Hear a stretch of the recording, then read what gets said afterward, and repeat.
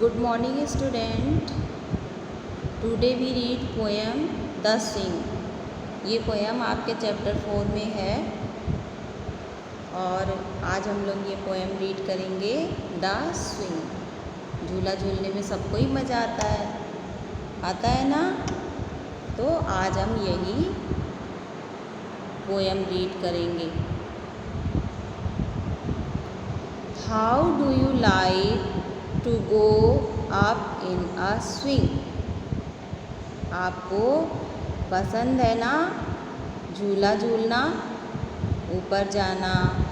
झूले में क्या होता है, झूला अप एंड डाउन करता है, एक बार ऊपर जाता है, फिर नीचे आता है, फिर ऊपर आता है, फिर नीचे जाता है। तो आपको पसंद आता है ना। Up in the air so blue, और हम जब झूला झूलते हैं, जब ऊपर की ओर झूला जाता है तो ऐसे क्या करता है, हमको क्या लगता है जैसे हम आसमान में जा रहे हैं और वो नीला नीला आसमान हमें अच्छा लगता है। आप इन द एयर, हवा में आगे जाते रहते हैं और नीला नीला आसमान हमें दिखता है। Oh I do think it is the pleasant things. कितना मज़ा आ रहा है, कह रहा है बहुत, मुझे लगता है ये एक बहुत ही अच्छी चीज़ है, बहुत मन को सुख देने वाली चीज़ है, खुशी देने वाली चीज़ है। Ever a child can do. सारे ही बच्चे जो है झूला झूलना पसंद करते हैं, उन्हें झूला झूलना पसंद होता है। Up in the air and over the wall, और हवा, झूला झूलते झूलते हम कहाँ चले जाते हैं, हवा में, दीवार पर से भी ऊपर हमारा झूला चला जाता है। झूलते झूलते ज़ोर ज़ोर से झुलाते हैं तो ऐसे क्या लगता है कि हम हवा में एकदम उड़ रहे हों, जैसे ऐसे फीलिंग आती है। और खूब ऊंचा ऊंचा झूला जाता है, हमारी जो दीवारें होती हैं उससे भी ऊंचे ऊंचे हम झूले में बैठ के, ऐसे लगता है हम दीवारों से भी ऊपर चले जा रहे हैं। Till I can see so wide, और झूला झूलने में भी क्या होता है, हमको खूब दूर दूर तक दिखाई देने लगता है।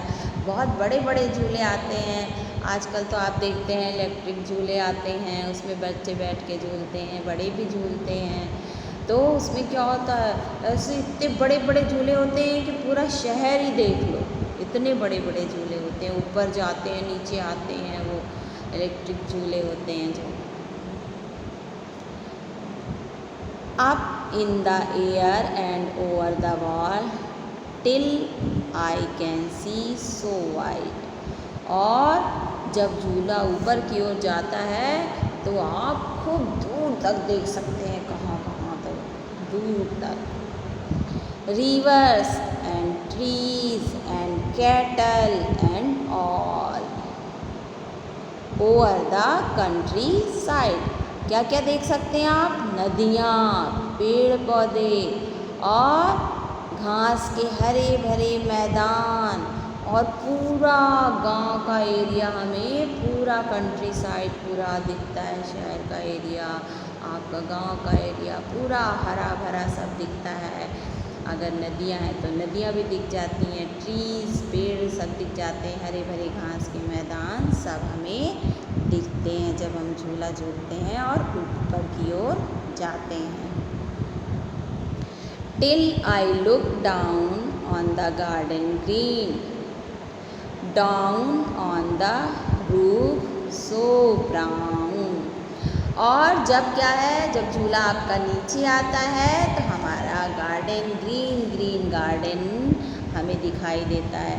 ये देखिए यहाँ पे ये बच्ची झूला झूल रही है पेड़ पे ना, तो नीचे क्या है, घरी घरी घास इसको दिखाई देती है।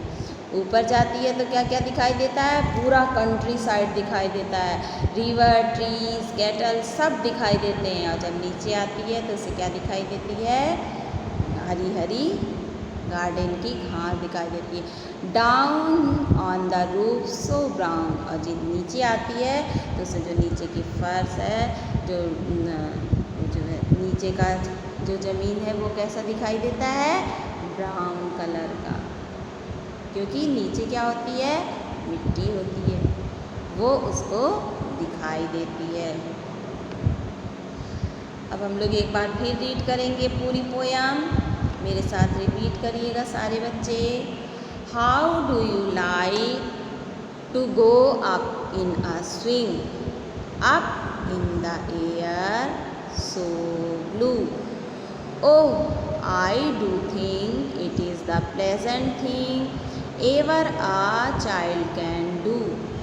Up in the air and over the wall till I can see so wide rivers and trees and cattle and all over the countryside. Till I look down on the garden green, down on the roof so brown. इस poem को आप learn करिएगा, पूरी poem आपको learn करनी है।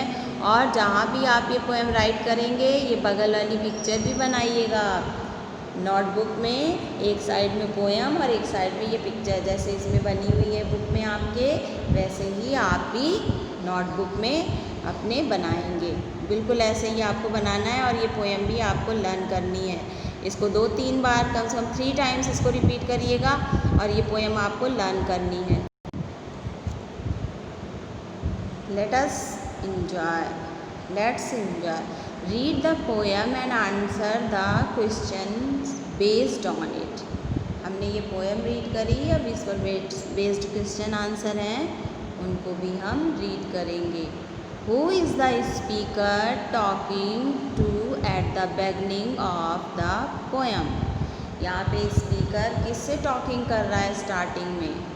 जब वो छोटा बच्चा था तो वो भी इसी तरह से, पोएट जिसने ये जो है पोएम राइट की है, रॉबर्ट लुइस स्टीवनसन, ये जो है अपने छोटेपन के, अपने बचपन की बात ही बता रहे हैं। और यहाँ पे स्पीकर कौन है? हमारा राइटर, जिसने ये पोएम राइट करी है।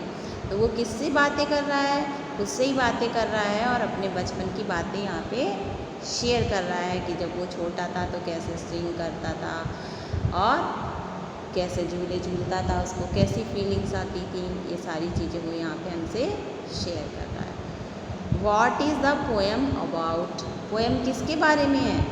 ऊपर ही आपका लिखा हुआ था द स्विंग, झूले के बारे में है कि झूला झूलते समय हमें कैसी कैसी फीलिंग्स आती है, हमें झूला झूलते समय क्या क्या दिखता है, और हम अप और डाउन करते हैं तो कैसे कैसे हमें क्या क्या, ऊपर जाते हैं तो क्या दिखता है, नीचे आते हैं तो क्या दिखता है, ये सारी बातें बताई जा रही हैं। और ये पोएम किसके बारे में है? झूले के बारे में है।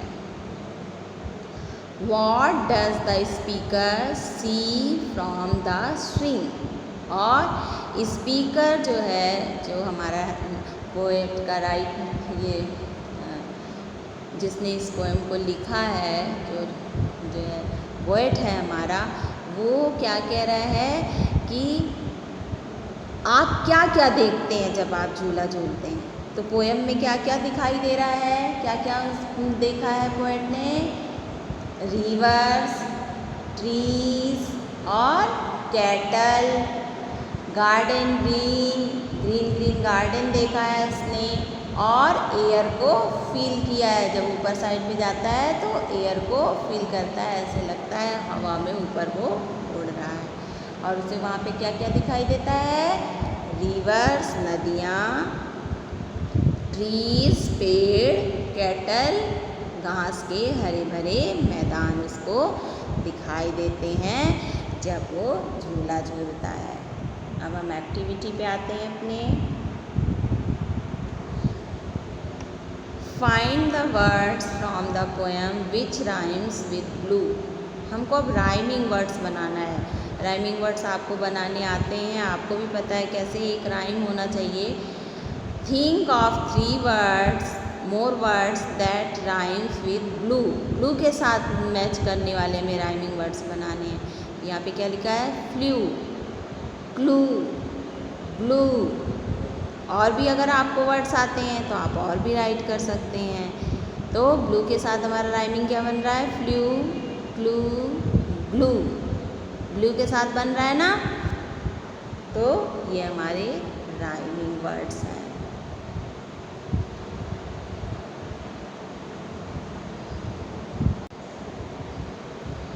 Read these lines and answer the following question. ये लाइन हमें रीड करनी है और फिर हमें आंसर देना है। Oh I do think it is the pleasant thing. Writer कहता है मुझे लगता है ये बहुत ही सुखद चीज़ है, बहुत ही खुशी देने वाली चीज़ है। Ever a child can do. जब भी कोई बच्चा ये करता है, क्या करता है? स्विंग करता है। Why does the speaker think it is a pleasant things to do.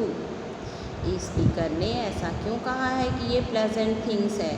क्योंकि झूला झूलना जो है हर बच्चे को बहुत पसंद होता है।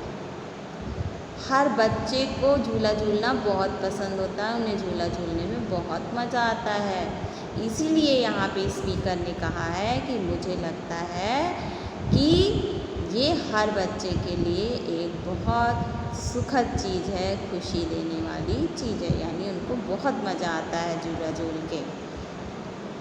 What are 3 other things you find pleasant?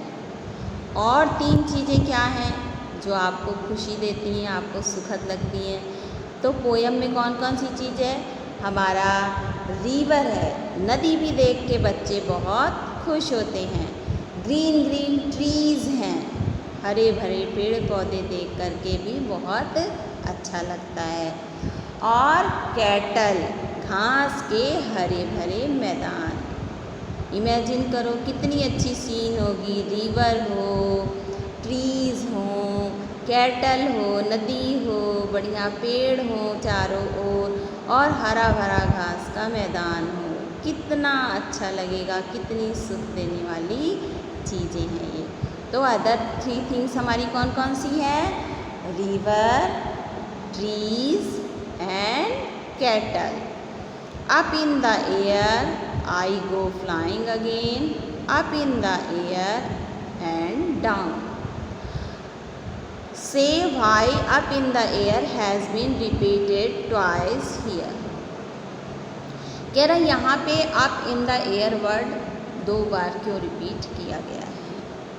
क्योंकि जब हम झूला झूलते हैं ना तो हम ऊपर जाते हैं, फिर नीचे आते हैं, फिर ऊपर जाते हैं, फिर नीचे आते हैं। यही प्रोसेस चलता रहता है, झूला झूलने का यही प्रोसेस ही है, up and down, up and down. इस वजह से क्या कहते हैं यहाँ पे आई गो फ्लाइंग अगेन, बार बार वो हवा में इसी तरह से उड़ना चाहता है। तो हवा में कैसे जाएंगे? ऊपर जाएंगे, फिर नीचे आएंगे, फिर ऊपर जाएंगे। इस चीज़ को शो करने के लिए यहाँ पे पोएट ने अप इन द एयर को रिपीट किया है। ये पोएम लर्न करिएगा आप अच्छे से और सारे बच्चों को ये पोएम आनी चाहिए। लर्न करिएगा और इस पोएम को राइट करिएगा और इसकी पिक्चर भी ज़रूर बनाइएगा।